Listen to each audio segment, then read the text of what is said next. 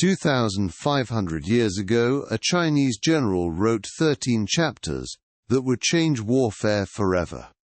Sun Tzu's art of war became the ultimate blueprint for victory, but victory of a different kind. His core principle was revolutionary. The supreme excellence is to subdue the enemy without fighting. Win the war before the battle begins. Control the mind, not just the battlefield. For centuries, military leaders studied these tactics, but they weren't the only ones paying attention. Modern cult leaders discovered something chilling in Sun Tzu's ancient wisdom. The same strategies that conquered armies could conquer minds. Charles Manson owned a copy. So did Jim Jones. Keith Raniere of NXIVM quoted it regularly. They understood what most people miss. Warfare and psychological manipulation share the same foundation. Deception. Misdirection. Breaking the enemy's will before they know they're under attack. Sun Tzu wrote about conquering territories. Cult leaders adapted it to conquer souls. The battlefield moved from physical terrain to the landscape of your mind. And the most terrifying part, these ancient strategies are still being used today. Every recruitment technique, every manipulation tactic, traces back to this 2,500-year-old playbook. If you're finding value in this, hit subscribe so you don't miss what's coming next. Because understanding their playbook is your first line of defense. Sun Tzu declared that all warfare begins with intelligence gathering. Know your enemy better than they know themselves, and victory is assured. Modern cult recruiters have perfected this ancient art to a terrifying degree. They don't approach you randomly. They study you first. Your social media becomes their intelligence dossier on your deepest vulnerabilities. Recent breakup, financial struggles, family conflicts. They catalog every emotional wound like a surgeon mapping arteries. Sun Tzu taught that the supreme excellence is to subdue the enemy without fighting. Cult recruiters achieve this by making you defeat yourself. They identify your greatest need: belonging, purpose, validation, healing. Then they position themselves as the exclusive solution to your pain. The recruitment begins before the first conversation ever happens. By the time they approach you, they already know exactly which buttons to push. Your emotional profile becomes their weapon of choice. But Sun Tzu's wisdom cuts both ways, and that's where our defense begins. Sun Tzu wrote, "All warfare is based on deception, but his most dangerous teaching, the art of positioning. When you are strong, appear weak. When you are weak, appear strong." This single principle has shaped empires. Modern cults have weaponized this ancient wisdom with surgical precision. They present themselves as the weakest thing possible. Humble helpers, seekers of truth, wounded healers. But behind this mask of vulnerability lies something far more sinister: absolute control. The leader approaches you not as a guru, but as a fellow seeker. I don't have all the answers either. This false vulnerability is devastatingly effective. It disarms every natural defense you possess. Your guard drops. Your skepticism melts. After all, how could someone so humble be dangerous? Meanwhile, they're studying you, learning your weaknesses, mapping your psychological territory. The organization claims to have no hierarchy. We're all equals here. We're all learning together. Yet mysteriously, certain voices carry more weight. Certain opinions matter more than others. They appear powerless, while wielding absolute power.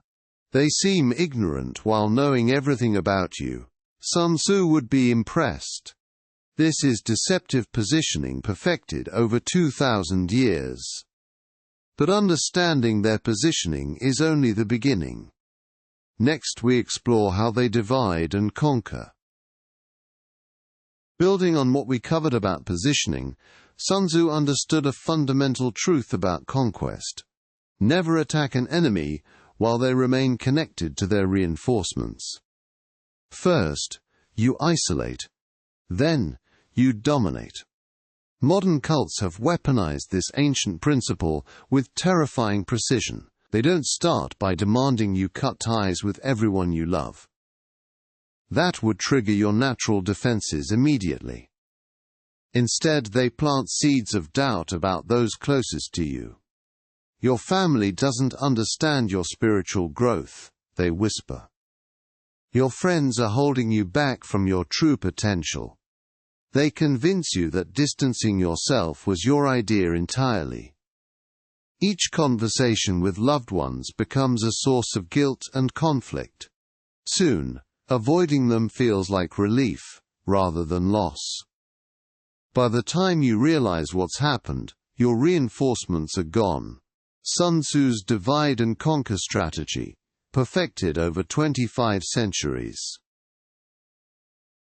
Sun Tzu declared, "All warfare is based on deception." But he wasn't just talking about battlefield tactics. He understood that controlling information is controlling reality itself. Modern cults have weaponized this ancient principle to devastating effect. They don't just recruit you. They reconstruct your entire information ecosystem. First, they flood you with their version of truth. Constant meetings, endless materials, a never-ending stream of their reality. Then, they systematically cut off your access to outside information. No time for news, no energy for research, no space for doubt. Sun Tzu called this, knowing the enemy and knowing yourself. But they've twisted it. They know you perfectly while making you forget who you are. Your old beliefs become toxic thinking. Your questions become spiritual weakness. They've created a closed loop where only their truth can survive. This is information warfare at its most sophisticated. As we've uncovered Sun Tzu's blueprint for manipulation, one ancient philosophy stands as the ultimate defense. Stoicism wasn't just philosophy, it was psychological armor, forged by emperors who faced the deadliest manipulators of Rome. Marcus Aurelius wrote his Meditations while surrounded by advisors, generals and courtiers all vying for control of his mind. He discovered the first law of mental sovereignty. You have power over your mind, not outside events. This isn't positive thinking. This is recognizing that cult recruiters can only control what you allow them to control. The Stoics practiced prosoche, constant vigilance over their own thoughts and reactions. They questioned every emotion, every impulse, asking, "Is this thought truly mine, or has someone else planted it?" When a recruiter uses love bombing, the Stoic asks, "Why do I need validation from strangers?" When they create urgency, the Stoic responds, "True wisdom never demands immediate action without reflection." The Stoics practiced negative visualization, imagining loss to appreciate what they had without clinging desperately. This makes you immune to fear-based manipulation. You've already faced your fears in your mind. Marcus Aurelius faced plague, war, and betrayal. His secret weapon wasn't strength, it was philosophical preparation. Every morning he reminded himself, "Today I will meet interference, ingratitude, insolence, and treachery, not pessimism." Preparation. When manipulation comes, you're ready. When false promises arrive, you're unmoved. 2,500 years later, these ancient weapons still work. If this opened your eyes, smash that like button and subscribe for more.